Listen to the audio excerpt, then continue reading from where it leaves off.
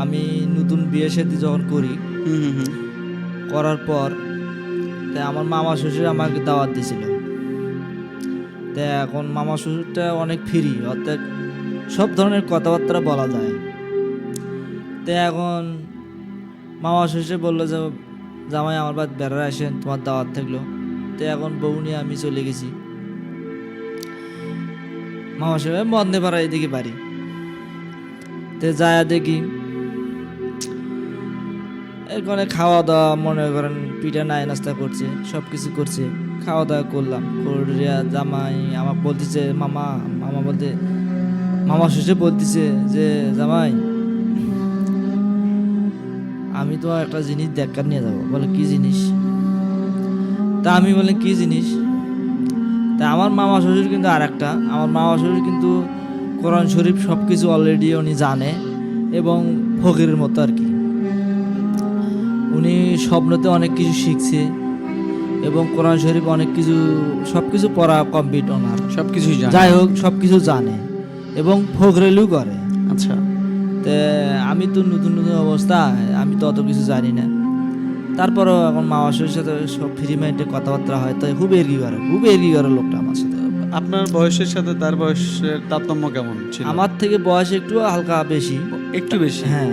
তারপরেও মনে করেন খুব আন্তরিক কথাবার্তা চলে। তো এখন বলে জামাই চলেন এক জায়গা যাবো, কই যাবেন?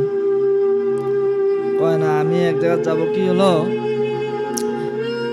ও লোক কিন্তু আর একটা ওনার বাড়িতে হোমিওপ্যাথির দোকান দিত, হোমিওপ্যাথির ব্যবসা করতো। তো উনি হলো মাঝে মধ্যে হোমিওপ্যাথির ব্যবসা করতে করতে ওদের কুবরেজি করে, জান যেটা ওষুধ চায় আর কি তাকে শিল্লে দেয়, ভালো মন্দ ওষুধ সব লোকের দেয়। তা আমাকে সাথে করে নিয়ে বললো চলো এক জায়গা যাবো। কই যাবেন? তে বালাশিখাটের আগে ওই জায়গাতে একটা লোক মারা গেছে। মানে ওটা হলো গাড়ি অ্যাক্সিডেন্টে মারা গেছে, ছোট বাচ্চা, বেশি বড় নয় কিন্তু, অর্থাৎ হলো 10-15 বছরও হবে না, 12-13 বছর বয়স হবে, গাড়ি অ্যাক্সিডেন্টে মারা গেছে। তো এখন বুকুতে আঘাত পায় মারা গেছে। তো এখন মানুষজন নায়ন টান করে এখন এটা করে করে মারিয়ে দিয়েছে। তো এখন ওই মামা শ্বশুরটি কয় আমাকে কিন্তু এই জায়গাতে এই ঘটনাগুলো বলে নাই, মাঝ রাস্তায় যায় বলতেছে যে জামাই আমি কিন্তু আজকে একটা অকাম করে যাও, তুমি ভয় করবে না, তুমি আমার সাথে থাকবা। এরকম লোকজনও পাই নাই, তা আমি তোমার সাথে নিলাম। তা আমি বললাম কি কোন ভাই মামা বলান দিই? না না আগে বলা যাবে না, আগে চলো আগে যাই। তো অর্ধেক আসতে না যায়, ওখানে চার দোকান আছে, চাটা খেলে দিয়ে ভালো করে ভালো মতো পরামর্শ না দিয়ে জামাই আমি একটা অকাম করবো, তুমি আমার সাথে খালি থাকবেন। বলে কি কাম? বলে আমি যে আমার তো এই কুবরেজি করতে অনেক কিছু লাগে, তবে একটা মানুষের মাথার একটা জিনিস হলে কি ওই কুবরেজিটা আমার বেশি মাত্রায় খাটে। তা আমি সেটা আমি তুলবার যাবো, তুমি ভয় করবা না। আমি বললাম কি কন ভাই মামা, আমি তুইলে জীবনে যাইনি, আমি ভয়তে তো আতঙ্ক না, আমি মাথা কাটতে যাবে এরকম? হ্যাঁ আমি বিয়ে শাদী করছি, আবার তোমার ওই যাই যদি ভয় দ্বারা আসে পড়ি আরো আমার অনেক সমস্যা। নতুন বিয়ে করছেন। নতুন বিয়ে করা নিয়ে অবশ্য। তো এখন চিন্তা ভাবনা করলাম যে কি হবে, মানুষে তো মামায় যদি থাকতে পারে তা আমি কি হয়েছি, একসাথে যদি থাকতে পারি সমস্যা নেই, যাই। ফির কখনো কই না যাওয়া যাওয়া নাই, নতুন বিয়ে শাদী করছি, তার বদলে একটা কিছু হলে কোনো চ্যাঙার অসুখ, পরের বাড়ির মানুষই বলবে না হ্যাঁ চ্যাঙার এখানে বিয়ে শাদী নাই করতে অসুখ করছে, এটা হচ্ছে ওটা হচ্ছে, অনেক সমস্যা। তখন আমি কি করলাম, 3-4 বার ভাবি আর একবার যাওয়ার চাই, ফির কখনো না যাওয়াই নেই। তো মামা বললো মামা আমি যাওয়া নেই ভাই, এলে গেলে আমার সমস্যা, তোমার হলো ভাগ্নি হয়তো অনেক কিছু মনে করবে, হচ্ছে না কিছু মানে আমি আছি না, তুমি আর টেনশন করো গা। তো এখন এটা চিন্তা ভাবনা করে দেখি মামা শ্বশুর তার খারাপ চায়, তার ভাগ্নির স্বামী তাই কি আর খারাপ চাবে? আর তাই কি একটা ভালো জিনিস অকাম করে যদি একটা সমস্যা তাই তো বিপদ পড়লে তার তো দায়ভার তাই থাকবে। চিন্তা ভাবনা করে আমি না সাথে গেলাম। উনি একটা সর্ষের তেলের বোতল কিনলো এক দোকান থেকে, বাড়ির দিকে দিয়ে কাউকে জানালো না, সর্ষের তেলের বোতল কিনলো, আরও অনেক কিছু নিল, নিয়ে উনি সব কিছু আগে এক জায়গায় বসিয়ে ঘাটার মাথা বসিয়ে সব কিছু বন্টন করে নিল। অনেক কিছু বন্টন করে নিয়ে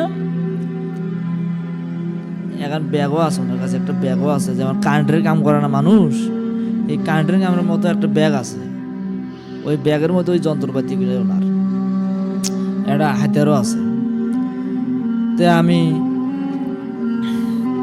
সাথে গেলাম, আমি যাই, আমার মনের মধ্যে আমার অনেক ভয়, যা আল্লাহ আমি জীবনে লেখা তো যাইনি, কোন বেন তাল হয়, আমি কি বেন বিপদে পড়ে গিয়ে আই করি।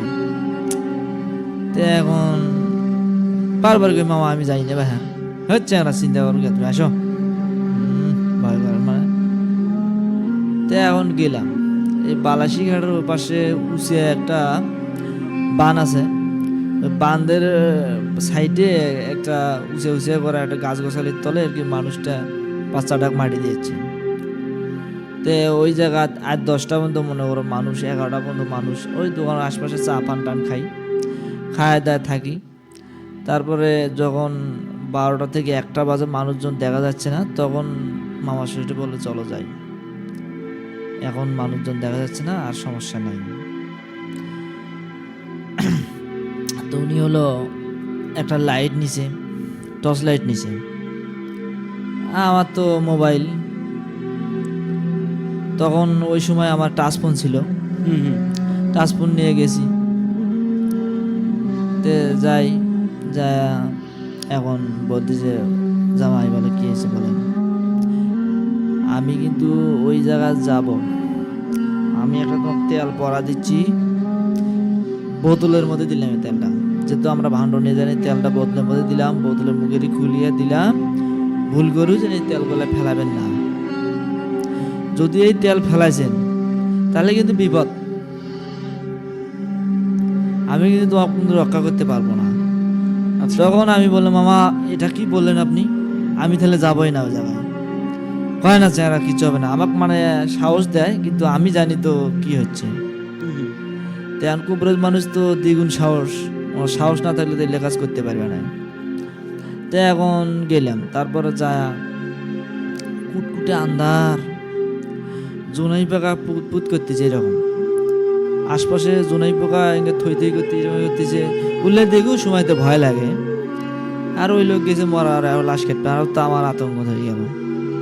তারপরে গেলাম,